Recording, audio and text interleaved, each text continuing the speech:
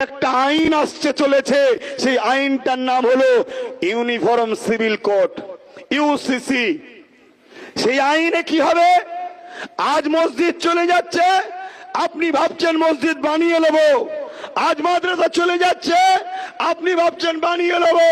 আজ কবরস্থান চলে যাচ্ছে, আপনি ভাবছেন আমার ঘরে কবর দেবো।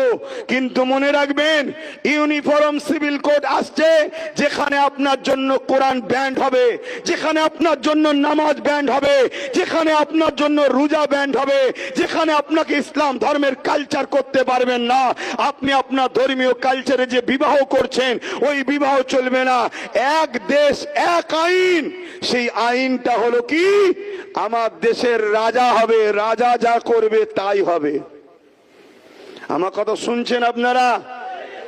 বিগত দিন যা বলেছিলাম আজ ঘটছে, আজ যা বলছি আগামী দিন ঘটবে।